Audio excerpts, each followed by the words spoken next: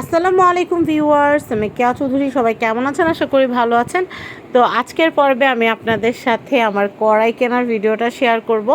তো আপনারা জানেন যে যখন নিউ মার্কেটের গেটের সাইডে এই ধরনের কড়াইয়ের দোকানগুলো ছিল, তো তখন কিন্তু ঢুকতে একবার দেখতাম, এই কড়াইগুলো বের হওয়ার সময় দেখতাম।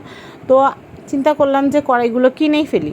তো এই ভিডিওটা কিন্তু আপনাদের জন্য আমি এই কারণে দিচ্ছি, যেন আপনারা এই কড়াইগুলো যারা এখন গেটের সাইড থেকে কিনতে না পারছেন, তারা যেন জয় ভাইয়ার নাম্বারে কল করে যেন ঘরে বসে কিনতে পারেন।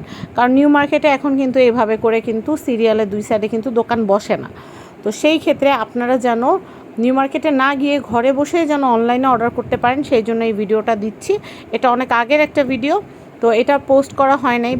ভেবেছিলাম যে আপনাদেরকে দোকানের অ্যাড্রেস ওইভাবে দিয়ে দিব, কিন্তু এই ভিডিওটা আরও অনেক আগে।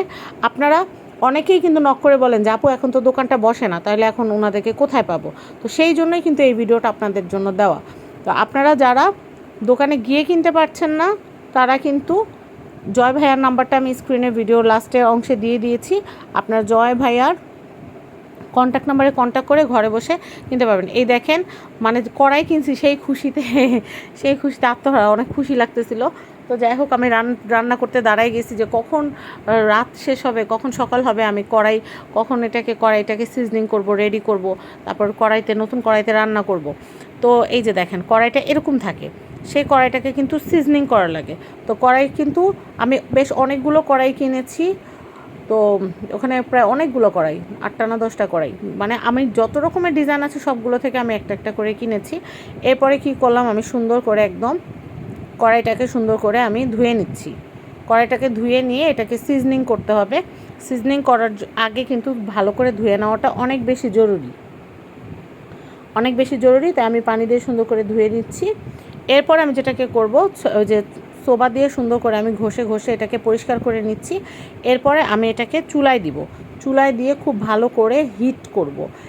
আপনারা সিজনিং করে নিলে, প্রথমবার যদি আপনারা ভালো মতো সিজনিং করে নিতে পারেন, তাহলে কিন্তু দেখবেন যে এটা পুরো নন স্টিকের মতো আপনারা ইউজ করতে পারবেন। অনেকের প্রশ্ন থাকে যে আপু, আয়রন মানে কাস্ট আয়রনের যে কড়াইগুলো, সেই কড়াইগুলোতে কি জং আসে? তো আপনারা যদি অযত্ন অবহেলা ফেলে রাখেন, অবশ্যই জং আসবে। সেই জন্য আপনারা যদি কড়া করে সিজনিং করে নেন, আর রান্না শেষ হয়ে গেলে যদি একটু সরিষার তেল সুন্দর করে মেখে রেখে দেন, তাহলে কিন্তু এগুলোতে কোনো জং আসবে না। তো আমি সুন্দর করে ধুয়ে নিলাম। এখন হচ্ছে আমি এটাকে চুলায় দিব। আমি আপনাদেরকে A to Z সুন্দর করে, যে এখন চুলায় দেওয়ার আগে একটুখানি তেল সুন্দর করে মেখে নিব। তেল মেখে তারপর হচ্ছে চুলায় আমি হিট করতে দিব। এই কাজটা যদি আপনারা একটু ভালো মতো করে নিতে পারেন, একদম ননস্টিকের মতো আপনারা কিন্তু কড়াইটাকে সুন্দর করে রেডি করে নিতে পারবেন। তারপরে কিন্তু মাছ ভাজলে কিন্তু মাছ কিন্তু লেগে যাবে না।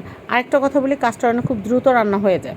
আরেকটা কথা অনেকে জিজ্ঞাসা করেন যে আপু, কাস্ট আয়রনে কি তরকারি রেখে দিলে কি কালচে হয়ে যায়? কাস্ট আয়রনে কড়াইতে রান্না করার নিয়ম হচ্ছে, আপনারা রান্না করার সাথে সাথে কারিটা বা মাছ ভাজাটা যাই হোক, সেটা আপনারা হচ্ছে সার্ভিং ডিশে বেড়ে ফেলবেন, কড়াইতে রেখে দিবেন না। আর কড়াইটা ধুয়ে একটু তেল মেখে সুন্দর করে আপনারা রেখে দিবেন, তাহলে কিন্তু সুন্দর থাকবে। তো আমি দেখেন, কড়াইটাকে খুব ভালো করে একদম পুড়িয়ে, ভালো করে আমি হিট দিয়ে সুন্দর করে তেল মেখে হিট দিয়ে পুড়িয়ে নিয়েছি। এখন আমি আবার ভালো করে আমি একদম সুন্দর করে ধুয়ে নিচ্ছি। অলরেডি কিন্তু একটা তেলতেলে ভাব কিন্তু চলে আসছে। অলরেডি একটা হাত দিয়ে ধরলে কিন্তু বোঝা যাচ্ছে তেলতেলে একটা ভাব চলে আসছে। এখন আমি এটাকে হচ্ছে আবার চুলায় দিব। আর প্রথমবার যখন আপনারা এরকম করবেন, দেখবেন যে এটা থেকে ময়লা উঠতেছে। সেকেন্ড টাইম যখন আপনারা হচ্ছে দিবেন, তখন কিন্তু দেখবেন যে একদম এটা কিন্তু সুন্দর করে পানিটা শুকিয়ে সুন্দর করে একদম হিট হতে থাকবে। তো এই প্রসেসটা যদি আপনারা একটু ফলো করেন, তাহলে কিন্তু আপনারা একদম ননস্টিকের মতো এটা ব্যবহার করতে পারবেন। তো এটার আমি যতগুলো সাইজ আছে, একদম fry pan, mini fry pan, grill pan, তারপর হচ্ছে 8 ইঞ্চি, 10 ইঞ্চি সব সাইজেরগুলো আমি কড়াইগুলো কিনে নিয়েছি। কারণ এগুলো এত ভালো, এত দ্রুত রান্না হয়, মানে কি বলবো। তো আমি সুন্দর করে আরেক দফা পুড়িয়ে ধুয়ে নিয়েছি, বারবার দেখাইলে আপনারা বিরক্ত হয়ে যাবেন।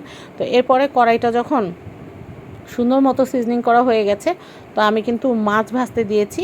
তো আপনারা কিন্তু এই কড়াইগুলোতে মাছ ভাজা বলেন, তরকারি রান্না বলেন, নুডলস বলেন, রান্না করলে কিন্তু দেখবেন একদম তেলে খুব সুন্দর সিজনিং করার মধ্যে একদম মনের মতো করে কিন্তু আপনারা রান্না করতে পারবেন।